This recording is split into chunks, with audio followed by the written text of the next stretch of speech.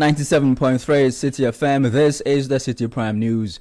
We're broadcasting live from our studio in Accra. I am Charles Osukumi. Coming up in this bulletin, over 1,000 newly registered mining equipment equipped with GPS trackers as part of efforts against illegal mining. Today I can tell you that 1,800 earth-moving mining equipment just in the last 6 months that we started this program have been registered, with 1,033 tracking. So we have a tracking system now at the Tema Port. Also coming up in this bulletin, fire victims at Awuna Market in Kumasi appeal for urgent support after Monday night's blaze destroys several structures. All of us started everything from the scratch. We have big and older men that invested really a lot into their various shops, but just to wake up one day within some few hours to see all their lifetime investments burnt, it's really hard. Still in this edition of the Citi Prime News, opioid use on the rise in Damango in the Savannah region as authorities call on the IGP to intervene. And later, concerns over safety of Toyota Voxy vehicles converted for commercial transport purposes.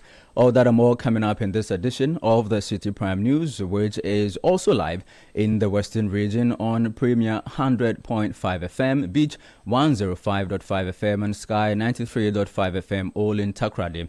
In the Bono region, we are live on J-Life 95.5 FM. In Sunyani, in the Ashanti region, we're on Orange FM 107.9 in Kumasi. In the Volta region, the Citi Prime News is live on Global 105.1 FM in Ho and Adanu 107.7 FM in Adakluwaya. Citi Prime News at 12 midday. Updates you on all the running stories and connects you to the newsmakers.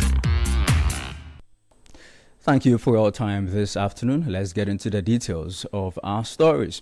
And the Ministry of Lands and Natural Resources says more than 1,000 earth-moving machines have been registered with the Driver and Vehicle Licensing Authority in the past 6 months. The equipment has also been fitted with GPS tracking devices to monitor the excavators used in illegal mining known as galamsey. The Sector Minister, Emmanuel Amakofibua, disclosed this during a visit by the Vice President to the ministry. It was free for all for everybody to bring every excavator to Ghana. I mean, what was worse was that the DVLA were not even registering any heavy equipment. Can you believe this? I mean, all these machines, the DVLA didn't have them in their system. But I'm happy working closely with the Ministry of Transport, Finance, Custom Division. We are now collaborating. Today I can tell you that 1,800 earth-moving mining equipment just in the last 6 months that we started this program have been registered, with 1,033 tracking. So we have a tracking system now at the Tema Port. First of all, before you import every heavy equipment, you need to be permitted. And once it lands, we track it. If you tell us you want to take the excavator to Obuasi, we'll put a tracker, and the tracker can only take you to Obuasi. You can't, if you pass anywhere, it will blow off. And then we'll geofence it. We have the tracking room with the Minerals Commission where 1,033 excavators and machines are now being tracked 24 hours a day. That was the Minister for Lands and Natural Resources, Emmanuel Amakofibua. Away from that, the Ministry of Energy and Green Transition has revealed plans to procure additional power to meet rising electricity demand and avert a potential supply shortfall. Speaking during a visit by the Vice President, the Minister for Energy, John Jinapom, said the measures formed part of efforts to guarantee a stable and reliable power supply as demand continues to grow. Now, if you look at our electricity architecture, hydro is reducing and reducing. And as you can see, hydro is now just about 28%, meaning that thermal power is increasing. And as thermal power increases, it puts a huge demand. Because unlike hydro, thermal power, you need to consume fuel, either gas or any other alternate fuel. And so we must be proactive. And so this year, we're going to procure some additional power. Because if you look at the next slide, you realize that 2026, if nothing is done, we're going to have a deficit of 294. 2027, 658. 2028, 1,470. Because of the way the economy is picking up, there's a lot of increased consumption when it comes to electricity. And so we must match that pace. And to do so, we must be very innovative. So we are coming up with either competitive tendering, or we use VRA as a front so that we can have cheaper power for the people of Ghana. Also, we are working towards fuel to ensure that we have adequate fuel. That was the Minister for Energy and Green Transition, John Abdullahi Jinapo. From the Energy Ministry, let's head to the Trade Ministry. The Minister says it is working with the 24-hour Economy Secretariat to deliver measurable outcomes before the end of the year. The policy has entered the implementation phase following a 110 million cedi allocation in the 2026 budget. Trade Minister Elizabeth Ofosu-Adjare says the focus is on financing access to raw materials and targeted support to enable factories operate around the clock. I'm happy to tell you that this year, the Minister for Finance has allocated money for the implementation of the 24-hour economy. The Ministry of Trade, Agribusiness and Industry are doing our part by making sure that industry is able to take advantage of that policy. That's why we are doing the financing, we are helping them with raw materials, because these are the things they need to take advantage of the 24-hour economy. So I'm sure at the end of this year, we'll see the benefits of the 24-hour economy. The garment factory we are doing is going to run 24-hour. The factories that I mentioned, everything is done with 24-hour economy at the back of our mind. One job, 3 shifts, 3 people is very much on course, and we hope to see the benefit working well with the 24-hour Economy Secretariat. That was the Minister for Trade and Agribusiness, Elizabeth Ofosu-Adjare. Now, the Kumasi Metropolitan Assembly has taken the custody of vehicles impounded during a joint national security operation targeting commercial drivers charging illegal fares.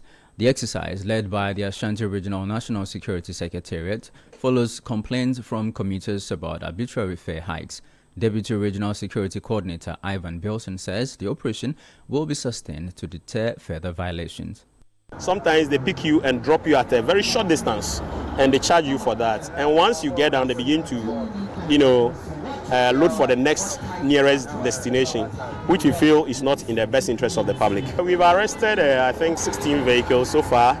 You see, we have a series of plans to be implemented to ensure this reverses to the normal. This is the first phase. It's going to last for a couple of weeks.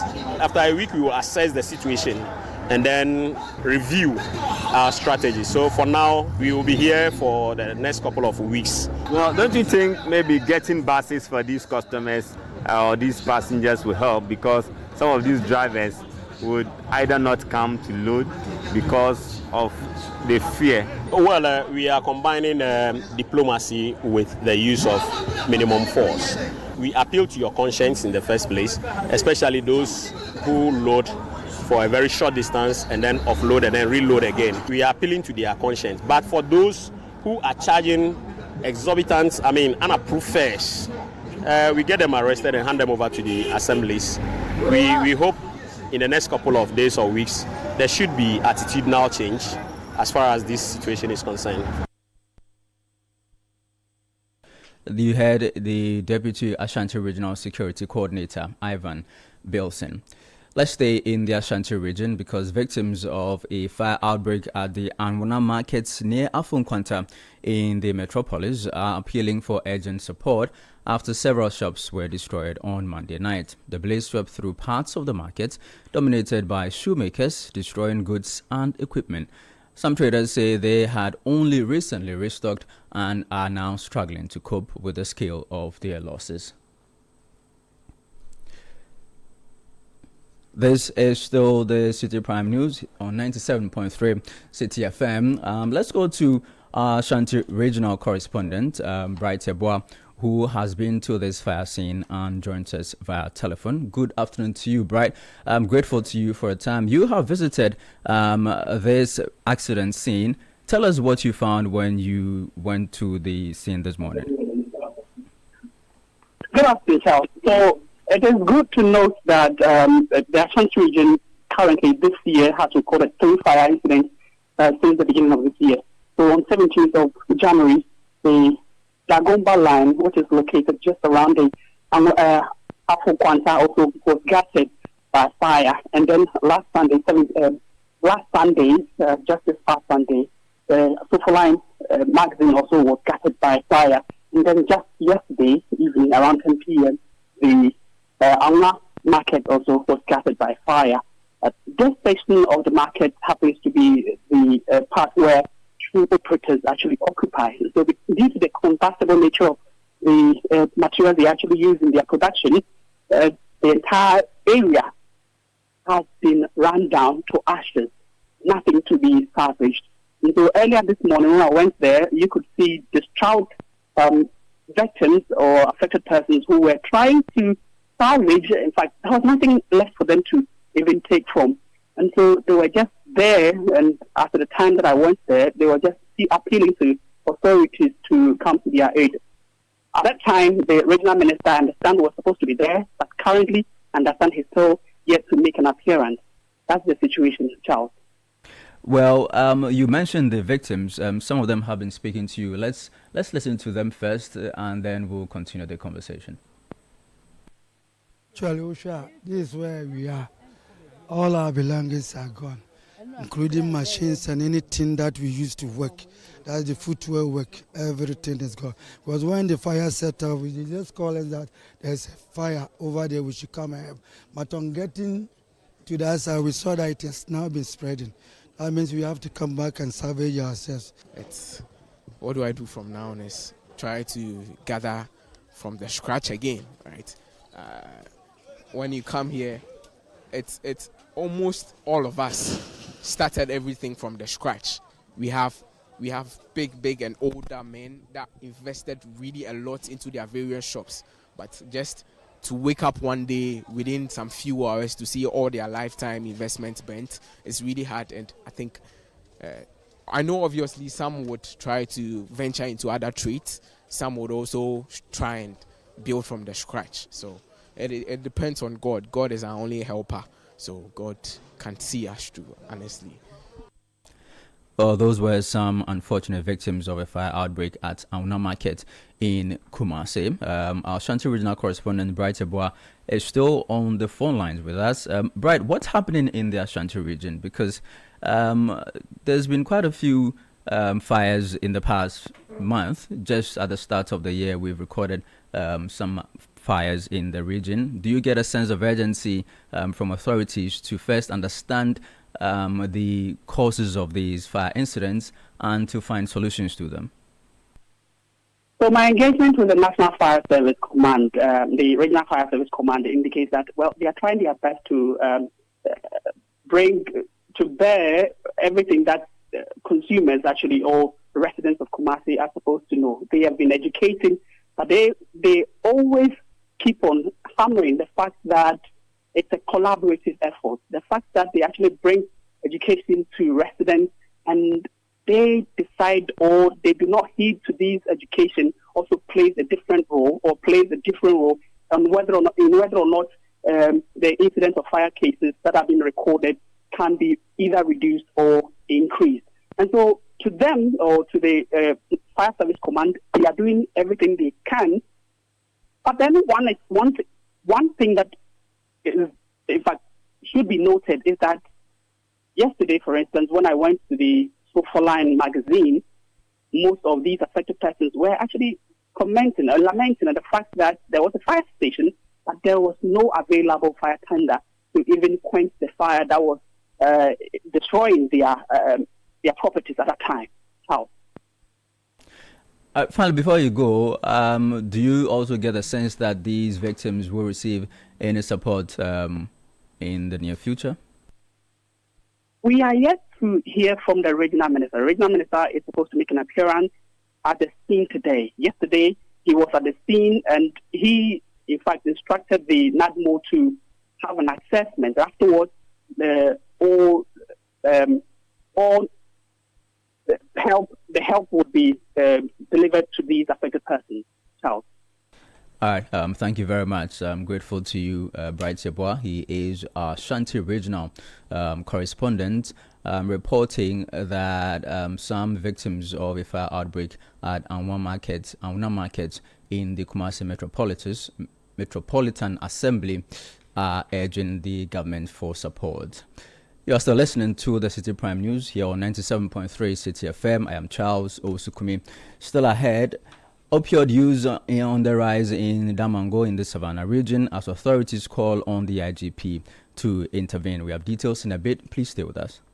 City Prime News at 12 midday. Update you on all the running stories and connects you to the newsmakers.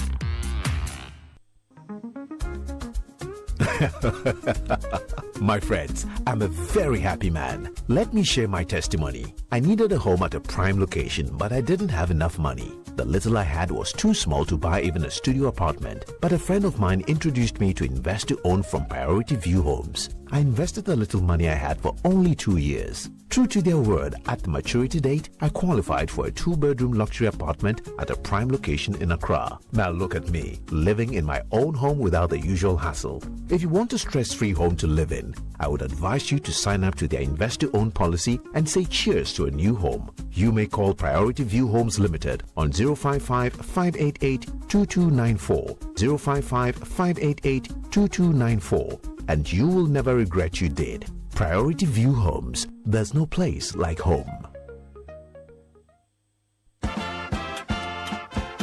We are gearing up for the trip of a lifetime. Heritage Caravan 2026. From 1st to 8th March 2026, 8 days, 14 regions, 1 legendary caravan. We're touring Ghana in the most spectacular way on the Heritage Caravan, exploring the beauty, history, and stories that make our nation unique. Rolling out from Greater Accra through Eastern and OT, up north to the Northern and Upper East, and all the way to the Western region, hitting iconic destinations across Ghana. The Heritage Caravan 2026 will be fun, educative, refreshing, and most of all, remarkable. Stay connected. Follow Channel 1 TV and 97.3 Citi FM across all social media platforms for updates and join the conversation using the hashtag Heritage Caravan 2026. The Heritage Caravan 2026 is powered by Channel 1 TV with support from Citi FM, and it's proudly sponsored by Hollard Insurance, Piva Beverages, Omni Basic Bank, Caveman Watches, Gino, and Didi Shito, and it's supported by Nanes Rice. Heritage Caravan 2026, experience Ghana like never before.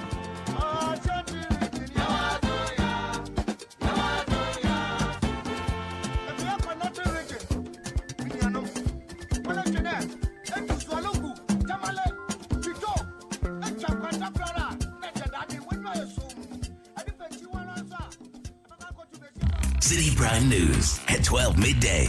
Updates you on all the running stories and connects you to the newsmakers.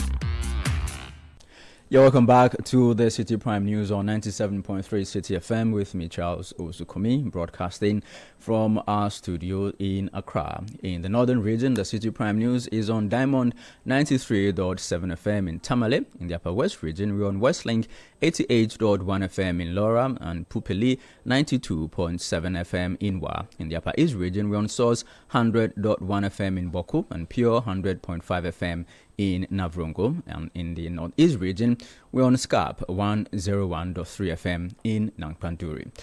Let's do some more stories. And former Managing Director of Metro Mass Transit Limited, Albert Duboahin, has rejected claims that he left spare parts containers uncleared at the port. Speaking on the City Breakfast Show, he says the delay was due to disputed shipping charges of nearly 400,000 cedis, which he formally challenged before leaving office. He expressed concern that the containers remain uncleared almost a year later. I'm too surprised to hear that my successor is telling the world that we recently heard of the container at the port. In fact, these containers came together with the VDL buses. I think the last tranche of buses was in 2024, I think somewhere around April or so. So we were given an exemption by government, but not a full exemption. So we were up and down with GRA for quite some time before we cleared the buses and cleared the 4 containers. So at the time I was leaving office in March, as part of my handing over notes. In fact, personally, I told him that these parts are at the port and that he should get them. So after 1 year, if they have not been cleared from the port, I don't think anybody should blame a Dubai for it. Albert Duboahene also adds that he left Metromans in a profitable position and disputes claims that revenue has only increased under the current management. I moved the company from a loss situation of 43 million to profit before I left office.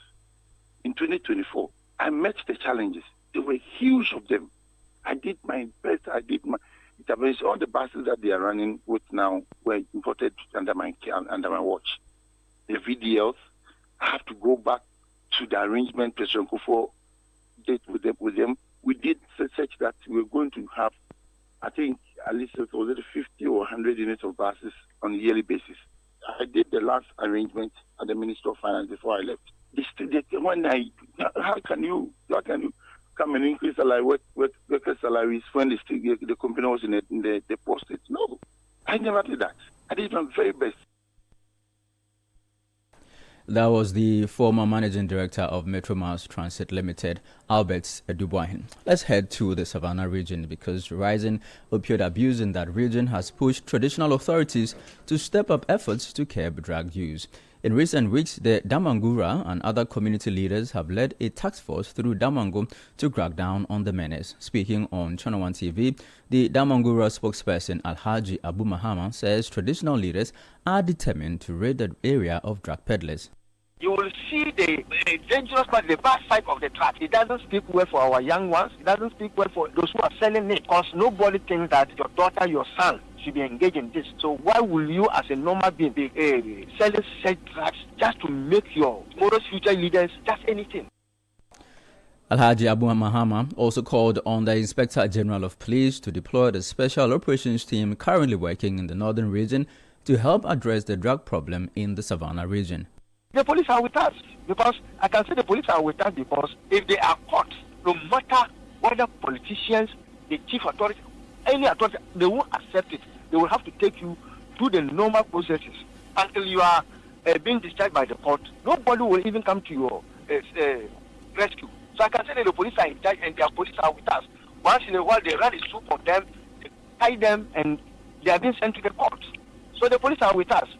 But I am pleading that this IGP task force should also visit the Savannah region and most especially Damango constituency. You heard Alhaji Abu Mahama. He is the Damangura's spokesperson. Meanwhile, the Savannah Regional Minister Salisu Bey Awuribe has attributed the influx of illicit drugs into the Savannah region to porous borders and unapproved routes from neighboring Burkina Faso and Cote d'Ivoire.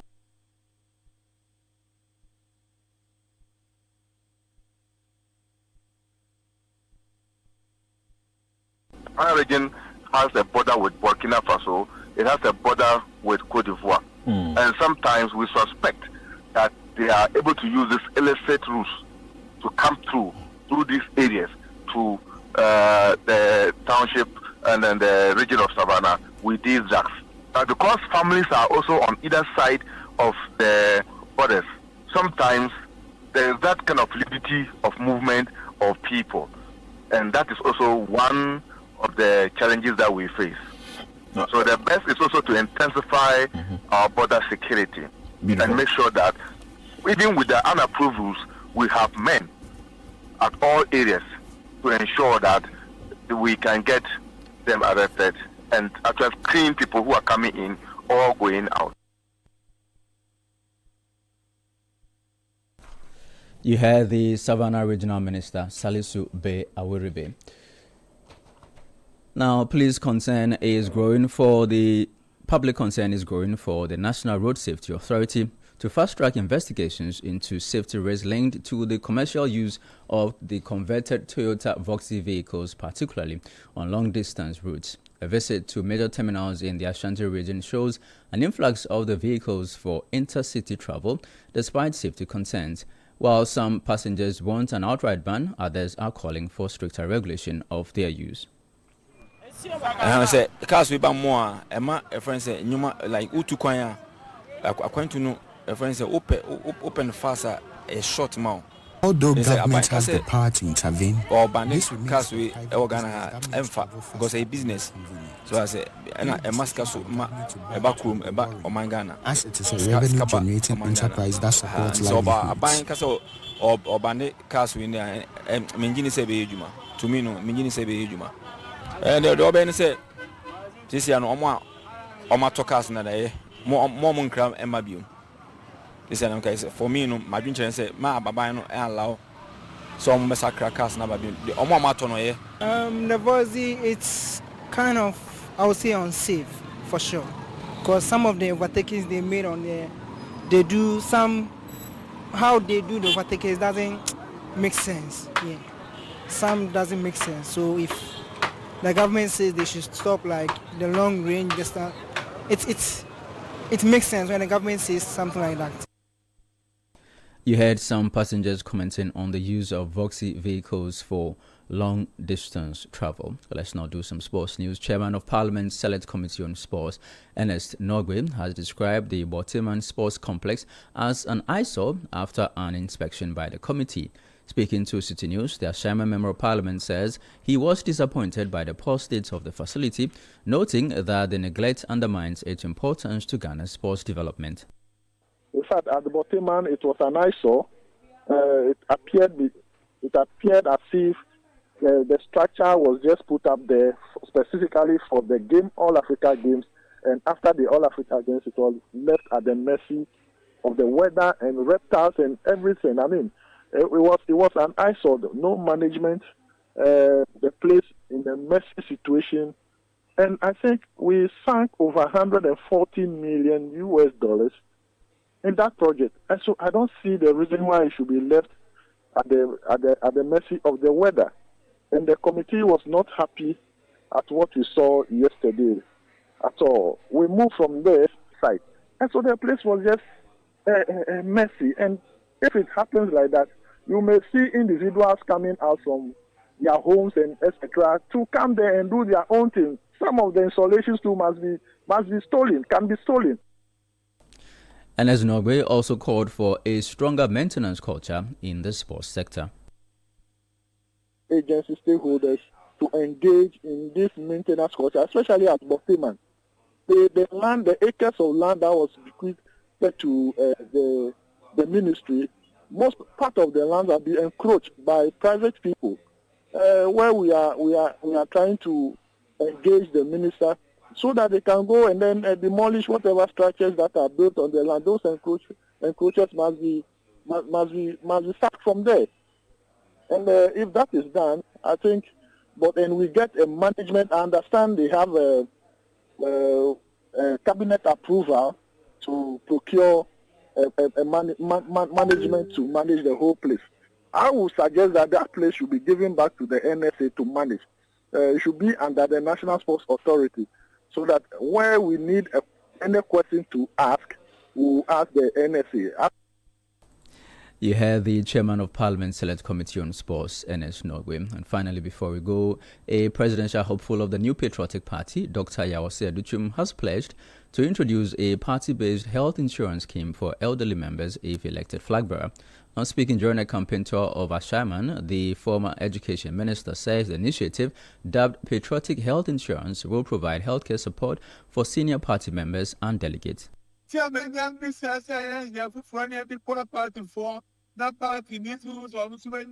reason I am serious about policies to support party members is that if we do not act, our children and future generations will leave the party.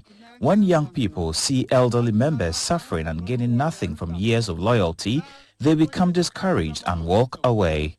This is how we lose members. This is why I urge you to vote for me.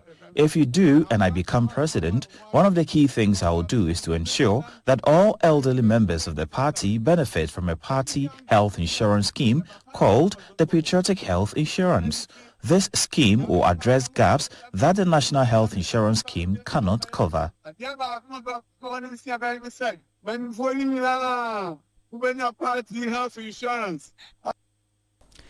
NPP presidential hopeful Dr. Yao Osei Educhum ending this edition of the Citi Prime News, which has been live from our studio in Accra. For more news, log on to our website, citynewsroom.com. I am Charles Osukumi. Thank you for your time. City News. We speak first. Reach our hotline on 0302 224959 and get interactive on Facebook, City 97.3 FM, and on Twitter at City 973. City 97.3. More variety.